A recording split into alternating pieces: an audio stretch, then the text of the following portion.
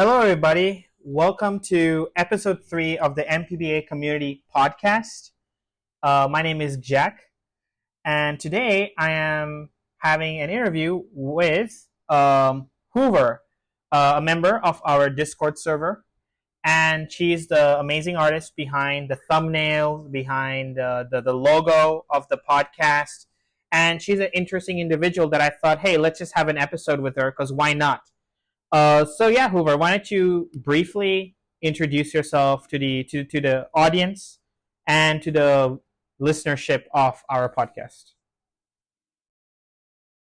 Hi, I'm Hoover, and as as Gak has said, I am the artist behind the thumbnails and the icon used for the podcast. I am currently I'm about to be a college student, so that's a bit new to me, and I'm just working out through life. Alrighty. Okay. And so we already have questions from the audience. All right. Sealand has asked, favorite video game. Oh, that's a good question. Honestly, it's between Team Fortress 2, Minecraft, and Wobble Dogs. I see. Gotcha. Oh, right. That's pretty interesting. No, I play those games too, so you're chilling. But yeah, forgive me. I'm just all over the place.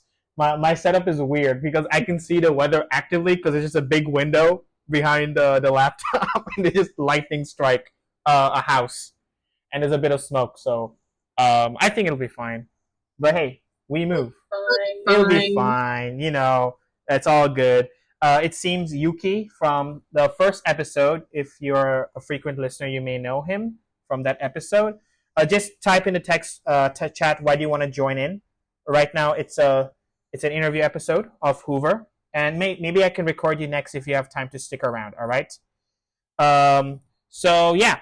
Anyways, so Hoover, so yeah, you're saying you're gonna go to college very soon, and how does that make you feel? Because I just graduated from college a few months ago, so I just want to hear how you feel because maybe that will remind me of how I must have felt potentially, and I could just tell you how it feels afterwards too. So Um, Currently, my biggest nervous stuff is uh college debt. I'm actually I'm actually going to speak with my financial advisor on Wednesday so that I can kind of try to lower the amount that I owe because right now, um, like before even the first month of school is through, I owe like 3,000. damn, Yeah. that's America for you. So it is what it is. Yeah, no, I totally get that. Like, the financial aspect, for the better or worse, was a major factor in my choice school selection, Like, I had to make sure I had the means to fund it and whatnot. And, I am an international student, so the game is a little bit more different because I have to apply for visa, I have to figure all this shit out. Cost saving is not the best, but eventually I made it work. So, yeah. And how about we begin with this? Of course, in order to go to school, in order to, do whatever, we need to earn a living. So, why don't you tell me more about what you do right now? Currently I am a food service associate with a specific job in running trays for patients. Gotcha. And how's that? So, How's that like? And how long have you been doing it for? I've been doing it since June, no, yeah, no, June 24th. And while it is a very, nice paying job, the biggest factors is that you're always constantly watching the diet of a patient. You have to assemble multiple trays at once because you're always going to get orders. Then you have to run those trays out to patients, make sure it's the correct floor, the correct, people inside the room. You have to talk with nurses if you are unable to enter a room due to a factor such as a airborne illness or something like a pest. Hmm, I see. That's fascinating. Do you have a funny story from your job that has happened? Um, I guess my funniest story is that I kept seeing the same exact security guard no matter what floor I was on. I kept seeing him. And so every time we passed by each other, I would say, "Have I seen you before?" And he would just say, certain amount number of times. Gotcha. That's funny. But yeah, and I would imagine, like, obviously being a food running associate. Was that your official title? Was that Did I say that correct? Um, food service associate. Service associate. Yeah, I imagine that you would be like running back and forth between dealing with patients, dealing with staff, and whatnot. Like, how much like does it pertain or allow for a good work life balance? Like, what were the difficulties you faced in your job, and did you think you learned anything about yourself and, of course, in general from that experience so far? Um, well, I guess the current issues I have is that sometimes a nurse will not pay attention to what you have, like what actions you've done. Like you've set down a tray at the nurse's station. They may not see it until like 30 minutes afterwards. And then by then, the food's gone cold. But that's not on you. That's on the nurse for not taking notice because you have let them know that, hey, there is something that needs to be given to a patient. Mm, I see. But And some things that have made me, find out some things about myself is the fact that despite having leg issues and problems with my leg due to genetic deformities and surgery, I have been able to kind of push through the pain from, messy nerves and just get the work done so that at the end of the day I can go home, I can get some rest, and I can probably do it, next day. Uh huh. Right. And so it's right now just a summer job, if I understood correctly, right? Yes, it is. And I wouldn't imagine it would be very sustainable with school in the horizon. Do you have one more year? Are you a junior or are you a senior? Or are you going to become Um, I'm gonna be a freshman. a freshman for college, right? All right, sorry. I didn't. My bad. I'm just making sure. I want to clarify, but I would imagine that would be very hard to like manage. You know? Oh, it would be incredibly hard to manage because the current hours that I work about 9-hour shifts, Oof. Okay. Yeah. maybe a little more. And if I'm doing that while having to be at school, because I have school in the first half of the day, and my job, like where I work, they close at 7. Mm-hmm. And so that would give me less hours to do work. And at that point, is it worth it to drive an hour to get there? I see. Because currently I live about 30 minutes away from my job, which is pretty nice. But it'll take me over an hour once I move to college. So this is a summer job. Uh huh. I see. Gotcha. Well, at least, do you think you gained anything, any new skills, any new experiences that you would carry on with you into your as you grow up? I guess. Um, I guess some skills I've learned is to how to hide the fact that you are hurting or that you are completely done with this shit. Gotcha. Because there are some days where I just sort of want to just stop and just head home, even if it's not past or even if it's not the time to go. Uh huh. Gotcha. And of course, people in the audience, feel free to ask questions for Hoover if you're interested, or if there's anything you'd like to know specifically pertaining to what we're talking about. Another question, and I'll bring it up if it's appropriate. So yeah, gotcha. And that is quite fascinating. But what I know you from originally was your artwork, and you make amazing works, like amazing thumbnails. I mean, I love the thumbnail you made for the first episode. You know what I'm saying? So I really appreciate it. But why don't you tell us your story on how you got into all that? Like, how did how did your art phase begin? What do you use? Your journey with it? Tell us. Um, Sealand's getting a little upset. I'll answer that really quickly for Sealand. Um, Hoover, what was your previous experience with MPBA? I was never in the amino. I was in the Poland ball amino, and that was the only one that was specifically in. And I got here through Iceland, who invited me after I was curious about, this group of friends that they had. Mm-hmm. Gotcha. And so that's how I got here.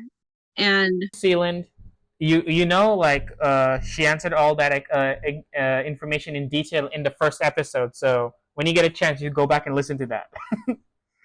That's the entire point of the of the podcast, bro. It's to have all this information right there and then. But yeah, I just wanted to make sure he got his question in, and thanks for putting your eye out there on the chat. So yeah, how mhm. did how did your art begin? How did you start learning it? Talk us through that journey. Learning art took a very, very long time to do. I first started like doing my own sort of drawings in about maybe third grade is when I just started doing my own kind of thing, not having to be prompted by teachers. And over time, as I progressed through, having or how to draw like faces or how to draw something that interests me, it all really got boosted when I had contact with the internet. Like getting ads on YouTube videos was the inspiration on drawing humans. And what I would do, I would get the ads a lot, and so I'd watch through them and I would see how they drew the faces and how they would draw the hair. And so I would try to emulate that myself. And once I started having my own, device to be able to access the internet, that's when things, really got started. I see. And so, what are you working on right now in terms of art? I know you take commissions, so what are you doing right now? And is there any place you actually post the arts that you do, just out of like a portfolio of sort, I guess? I don't actually really post my art that often outside of Discord because I like sharing my art here and I'm not afraid that, some AI will come and steal examples from my art. But what I'm currently working on is between a couple of subjects. One is a character design for myself, and another is a gift drawing to one of my friends after I watched their gameplay of a game called Pressure on Roblox, and they got to the final like boss of the game, and I was there to witness the entire thing. So I decided to start drawing that as it interested me, and I wanted to challenge myself with that drawing. Hmm. I see. That's quite fascinating. And I assume you've done commissions before, right? Like how would you charge them, and like how do you determine the value of the piece you're making as an artist? There's a lot that goes into valuing a drawing of mine. It depends on how much of the character is shown, how much detail is being put into the character, what kind of background you're wanting for the drawing, like if it's something that's extremely detailed or if it's just, a bland single color background. And if you want to add more people to it, that also costs more money. I see. So it just so the amount of so the detail kind of determines the price in a way. Yeah, exactly. Uh huh. Gotcha. So let's just do a quick compare and contrast then. say that I had say like if you unironically had to put a value on like how much a commission would be on the thumbnail of the first episode, for example, and then I guess give a comparison to like a thumbnail that involves a more detailed character. You know what I'm saying? Like how much would the price difference would be in your opinion? Um, for the comparison between your thumbnail and a thumbnail that I did for a now deleted YouTube channel, um, your thumbnail, because of how simplistic the characters are design wise, uh, the amount of them, which is I think 6 characters, and the nice detailed background, probably because of how simple the characters are, probably run 25 to 30 bucks. But compared to this other thumbnail that I did, which involved a lot of using geometrical shapes and having like detailed characters, like because they were humanoids. That one would probably have run about 45 to 50. Uh huh. Gotcha. That is interesting. So I have two questions for you as an artist. First one is, Mm-hmm. what do you think the purpose of art is? Like, what role does art play? You know, in society, in a person's life, etc., or even to you as an artist. And the second question I have for you: does art need to be commodified in order to survive? In order to it for it to be itself? And I just want to hear your takes on those two questions. Um, for the answer to your first question, for me, art is a way of being able to express myself in ways that feel comfortable to me and I don't feel like can cause harm to either myself or to others. Hmm. Like, say, if I'm in an extremely distressed, mindset, and I am, worried that I may cause harm to myself or to other people, what I try and do is I just try and draw out my feelings, put it down on paper, put it down on digital, just be able to understand, you know, why am I feeling like I can be a danger to someone else or to myself, and how I can calm myself down to make sure I don't take any drastic measures. Hmm. I see. Gotcha. So it's a form of release, escape, and self expression for you. Yeah. And Mm-hmm. for the second question, do you mind saying it again? Sorry, I did throw two loaded questions at you, so no, I totally get it. So here you go. The second question was: do you think art needs to be commodified in order for it to survive? You know, and I guess this is more in the context of like a full time artist or a person who earns from commissions, etc. You know what I mean? Because I'm sure you would had a moment where, or maybe not, maybe you will, we'll see. But there definitely been moments where artists will be like, I don't really want to draw this, but this pays the bills, and then versus just drawing what you would want to draw for the purpose of the first question, like self expression, release, protection, etc. So, what do you think? Um, to a certain degree, if you are being given money to be able to draw something and you are desperately needing it, as long as the drawing is something that is within your morals, something that isn't, like horrible, and that you are willing to mentally pay the price for, you may as well have to. Like how some people may not want to draw, I'm going to throw it out there, furries, but you're getting given this amount of money to draw one. It's better to just take the money and deal with it later than to not take the money and potentially be in a really bad spot, like financially. Uh huh. Gotcha. So yeah, so I guess it's a moment of being pragmatic. I guess. And, Yeah, because honestly, yeah. And if I had to give my opinion on the questions I asked you, and you can give me what you think of what my opinions are, because I would love to hear it from you. I think for the first question, what does art represent to me? as a person who doesn't, do visual arts, I guess I would call it, right? I think the purpose of visual arts is pretty much to, you know, I guess from an audience point of view, it's to provoke a thought, a conversation, you know? And I think one of the most memorable moments I've had was when I went to the largest art convention or festival in the United States. It's called Art a Whirl in Minneapolis, Minnesota.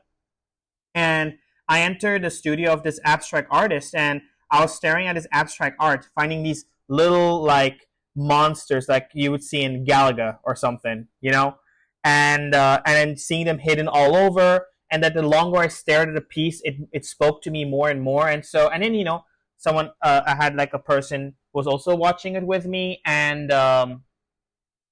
we had a discussion. It was a conversation starter. It provoked some interesting philosophical questions and whatnot. And the artist was glad that it triggered a conversation. In fact, he told me we were the first people in the entire convention to actually do that for that piece, particularly. So that's what I feel like the purpose of art is. It's to trigger a conversation, to trigger a discussion, to help people, think beyond what they would normally think. I guess, for a lack of better words.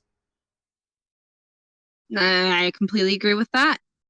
There are some questions that are being said in the chat currently. Right? So, Let me get to um, them. yeah. So let's see. Okay, so a question for you, Hoover from Sealand. Do you like horror? Games, video games, movies, books, stone tablets, etc. I do like horror. I like a lot of that kind of like it's a sense of dread. It's trying to understand something that shouldn't be understood. Like some of my favorite horror comes from a feeling of paranoia. Something like a psychological horror that is that's some of my favorite Mm-hmm. Nice. because I can resonate extremely well with psychological horror. I can resonate with the feeling of paranoia that something is watching you, that something is there with you when you're alone, and that there's nothing that you can do about it besides trying to find it and trying to get it away from you. Mm, that's interesting. I didn't really think of like horror from that angle. I'll be honest with you. I just don't like to be put in a situation where I'm forced to get scared. So that's why I could not do horror games or movies. But if I went to a haunted house or a horror experience, I would rather do that because it's more IRL. Okay, and another question from Yuki or UKSN. Hoover, are you planning to go to an art institution or art school as your university plans?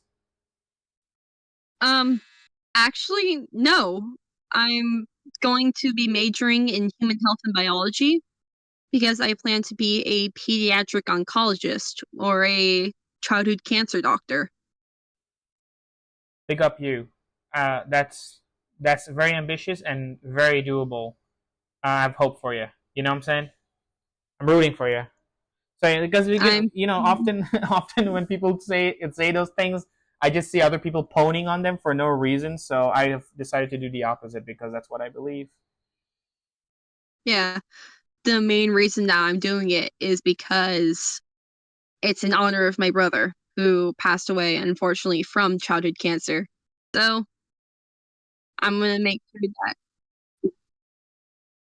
making sure, that his death is not seen as a tragedy, but rather something to encourage growth. Mm, yeah, I can maybe not to the same extent as a family member, but I can pertain to like how loss of a relative or not relative, but for me, somebody who you're really close to, or planning to be close to, just disappears through death.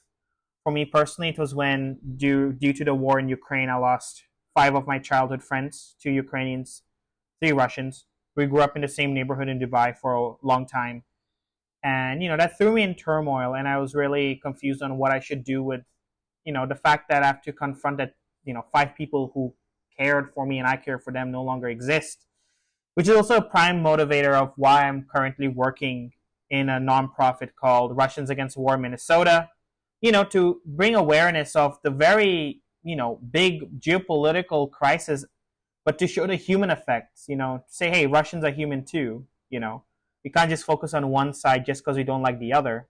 It's a big question of human rights and whatnot. And, my education is also um, focused on that Russian studies major and international studies major because, hey, even though we're living in a less globalized world, it's still like a moment of, we have to have solidarity as one species, in my opinion. And I think this comment is very pertinent to what we're saying. Sealand's saying, that's how I feel about my grandfather currently in the early stages of Parkinson's disease. I want to do something about it very badly. But America um, sucks at doing that, and I'm not the one for science/medical field. You know, so I guess we all have at some point come across such a situation, and if you haven't, consider yourself fortunate. So on a more lighter topic, I heard you have pet snakes, Hoover. Yes, I do. I currently have a ball python who is a spider or pastel spider morph, and her name is Milano. And we are currently working on purchasing a hognose snake who is a snow condomorph, which is also called a yeti, and his name is PD, which is short for powdered donut. I see. Nice. And how did that happen? Because well, it's a bit of a culture shock to me that people have snakes as pets. So how did that really began? Like tell us the story behind that. Um, my love for snakes first started when I began watching the YouTube channel Snake Discovery. And recently, like last year, I got to go to this absolutely amazing reptile expo. And that is where I met my first ever pet snake, All right. And what was its name again? Milano, like the cookies. The cookies. Ah, yes. It sounds like you named your snakes after desert. Dessert. My bad. Not desert. My bad. British English. But yeah, we move. But yeah, that's really cool. I mean, were your parents cool with it? Um, my mom and I were the ones who were kind of focused on her, and my dad was the one deciding factor. He was the one that said he was going to pay for it, and we had a debate about it for 30 minutes because one, my grandmother is deathly afraid of snakes, and two, we didn't have an enclosure at the time, so we had to kind of jerry rig one once I decided that, hey, this is going to be my snake. Mm-hmm. I see. And so, how long have you been with snakes then?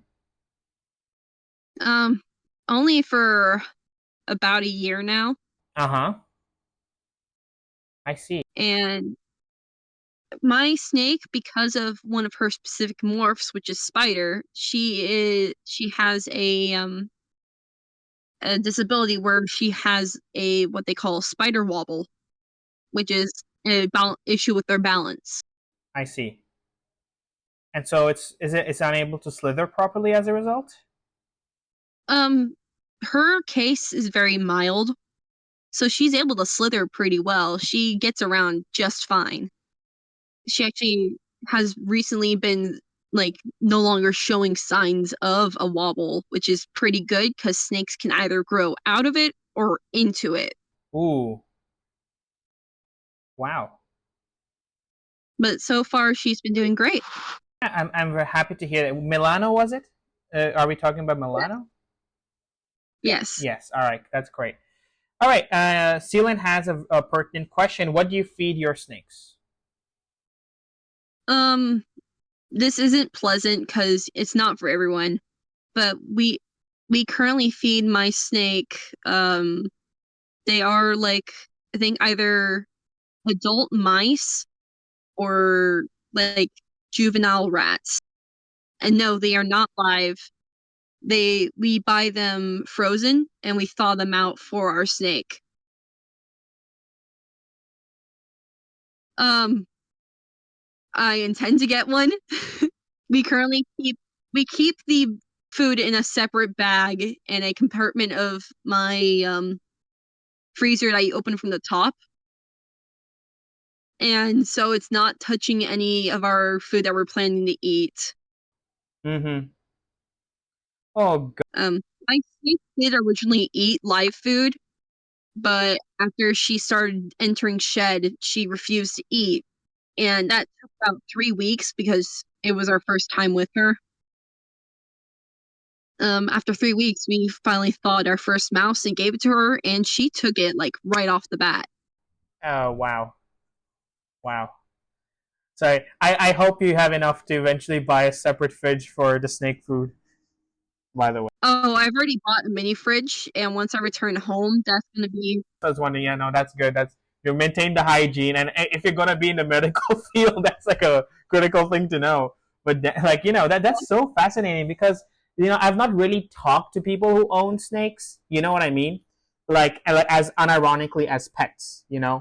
And got to hear their perspective of having a snake. And speaking of, in your 1 year experience of having Milano, I assume, or any other snakes, what's been your most craziest story with them? um, I guess this wouldn't be counted as crazy, more like a kind of stressful story, but we found out that our cat Panda did not like Milano because he ended up swiping at her and his claws snagged her neck. So now we no longer put Milano in the same room as Panda, but thankfully the mark has completely healed to the point where you can't even tell it's there. Mm-hmm. I see. And have you met other people who like snakes, or I guess have Oh pet yeah, snakes? Sorry, that's more like yeah. Tell me about it. yeah. Um, Anytime that I'm actually off on a Friday, I usually go with my mom to this local farmers market, and we take my snake with us. All right. And I've gotten a lot of good reception about her. Like, people are curious or people love snakes and they come up and they wanna pet her, hold her, or just get to see her. And not many people have gone aggressive. Like, actually nobody's gotten aggressive with us because of her. Wow. So yeah, like the default security guard, and that's pretty cheap too.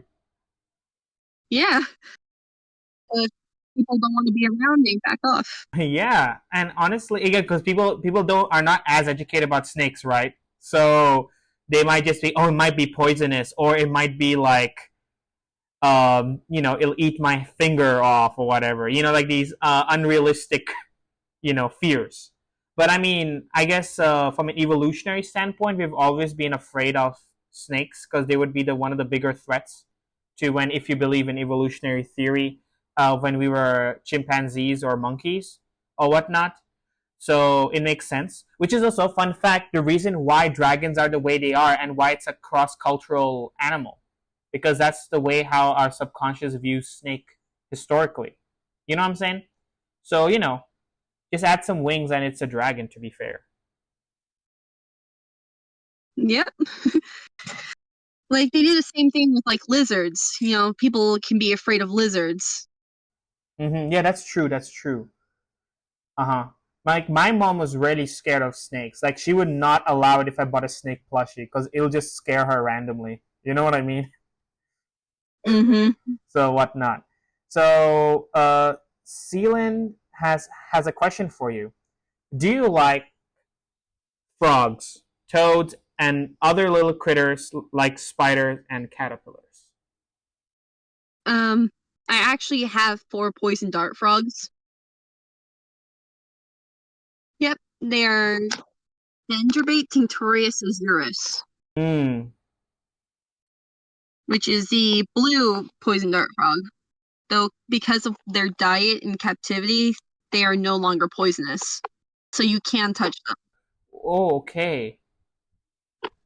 I also have millipedes, isopods, And we currently have 3 outside toads, which are named Cheeseburger, Junior Cheeseburger, and Small Fry. Wow. And inspired such naming? It seems like them specifically, but also in general, it seems other than your cat Panda, they've been named after food items. Well, I have 3 other I have other pets as well. Like my dog is named Lady, which is short for Lady Brindlin because she is a brindle coat. Then there's Sir Purr, which is based off the Carolina Panthers mascot, and Kage, which is Shadow because my dad wanted to name her Kage Bushin no Jutsu. Okay. Yeah. Well, hey. I mean, And whatever floats whoever's boat, whatever bakes whoever's potatoes. I mean, wait, what anime was that from? No Jitsu. Isn't that from Naruto? Naruto? yeah, it is. And I also have a beta named Sea King. One moment. And I have an axolotl named Sochi, based off the lake that they come from, and a ferret named Betty. Okay. Speaking of Kage, she is now with me.